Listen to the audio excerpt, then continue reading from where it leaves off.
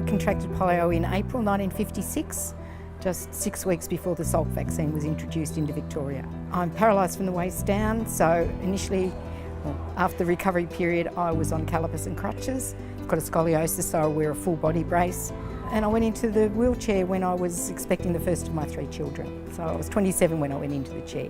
So I was about 5 years old, and I guess I was one of the lucky ones. I didn't actually have to be hospitalised, but my parents found out that I was affected by polio, so I was quarantined at home, and that was pretty hard because I couldn't go outside and play with my mates, and that's all I wanted to do. So after the initial infection was all over, I was able to lead a pretty full life. I worked for 40 years, and then good old friend post-polio hit me, and I became unable to work. Polio is a virus that attacked the central nervous system and made people paralysed. I don't know how I contracted it. I was one person in the whole district, and my brother didn't get it. So it was a real mystery. It wasn't known at the time, but people were very scared. A lot of people are not sure what's going on for them when they start experiencing the late effects of polio. And it's really only in the later years, when we have natural cell degeneration anyway, that they've started identifying with the fact that they are actually getting new muscle weakness, new pain, new fatigue levels. They may develop a sensitivity to heat or cold.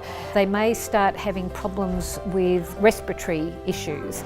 They may also start having problems with swallowing, choking, those types of things, all because they had some motor neuronal damage. What that means is that they often feel like they're getting polio all over again, and in some instances that is a terrifying thought for people.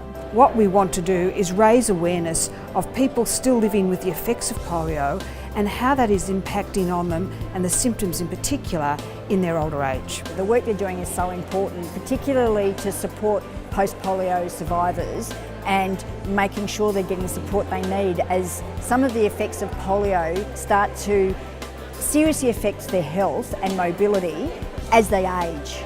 And I think this is an area that the government really hasn't been paying enough attention to. The types of things that we're future-proofing are less strain on the health system, less acute hospital stays, falls prevention, a number of those types of chronic health conditions that polio survivors are going to be experiencing.